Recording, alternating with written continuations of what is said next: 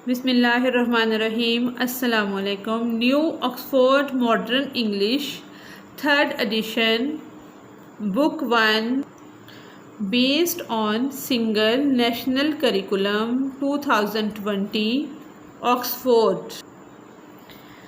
Today we discuss the last unit number 14, part number 2. Be का मतलब है रहो, करो, बनो।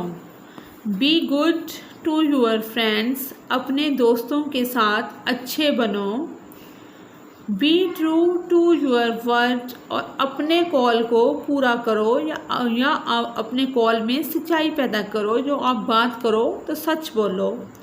B sure to speak well, और यकीन कर लो कि जो आप बोलने जा रहे हो वो बहुत अच्छा है। Because you will be here, क्योंकि वो जो आप ही सुनना चाहते हो। क्योंकि हम जो भी बात करते हैं, हर अच्छी या बुरी बात हमारी तरफ लौट कर आती है। अगर हम अच्छा बोलते हैं तो हमें अच्छा ही सुनने को मिलता है। Be loved and show love, मोहब्बत करो और शौक भी करवाओ, मोहब्बत का इजहार भी करो।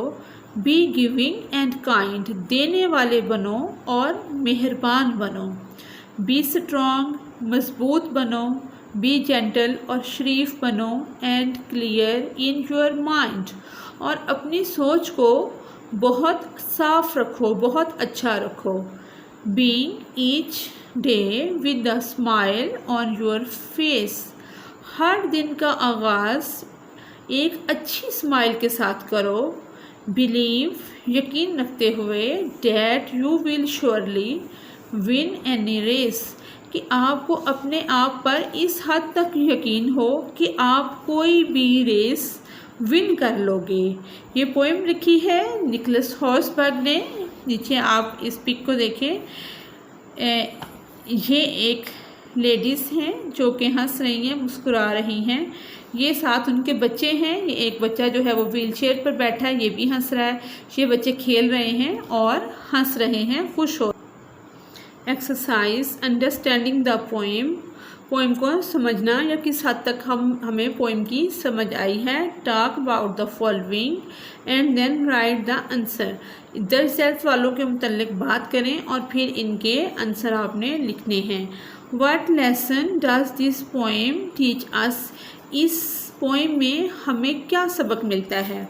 इस तरह से अगर हम देखें तो ये पूरी पोएम ही एक नसीहत आमेज़ या सबक अमेज़ पोएम है, जिसके अंदर बहुत सारी नसीहतें की गई हैं। पूरी की पूरी पोएम भी आप इसके आंसर में लिख सकते हैं। यानी कि we should be good in every aspect of life, यानी कि हमें ज़िंदगी के हर एस्पेक्ट के लिहाज से अच्छा होना चाहिए। We should be good in every aspect of life, यानी कि ज़िंदगी के हर पहलू के मुतल्लिक हमें गुड होना चाहिए।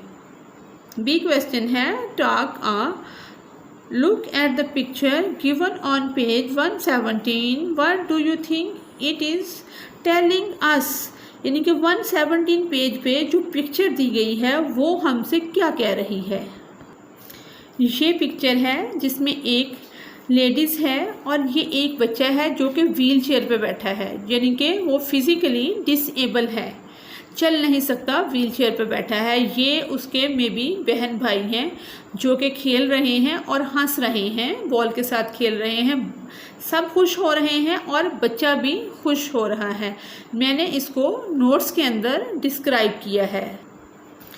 दिस पिक्चर, जो पिक्चर आपको दिखाई है मैंने, वो क्या शो करवा रही है। This picture is showing a boy, इसमें एक बच्चा है। Sitting in a wheelchair, जो कि व्हील चेयर पर बैठा है। He seems to be physical disable, जो कि नज़र आ रहा है कि फिज़िकली डिसेबल है, जो चल नहीं सकता। His brother and sister are playing with him, उसके बहन और भाई उसके साथ खेल रहे हैं। It shows us that the brother and sister are love their brother, यानी कि वो ये हो रहा है कि उसके ब्रदर और सिस्टर जो हैं उसके साथ मोहब्बत करते हैं। इन द व्हील चेयर, जो कि बच्चा व्हील चेयर पर बैठा है। They play with him and keep him happy. वो उसके साथ खेल रहे हैं और उसको खुश रखने की कोशिश भी कर रहे हैं। लिसनिंग एंड स्पीकिंग, सुनना और बोलना। सुनना और बोलना में क्या है, सिंग this poem with your class. ये वाली पोइम आपने क्लास के साथ पढ़नी है। कलर द पिक्चर, और इस पिक्चर में कलर करना है। ये एक बेबी है जो कि मिरर के सामने, शीशे के सामने खड़ा है। पोइम क्या है, two little hand to work and play, two little feet to jump and sway, two little eyes to look around, two little ears to hear many sounds, one little head nodding fast and slow, one little nose to smell you know.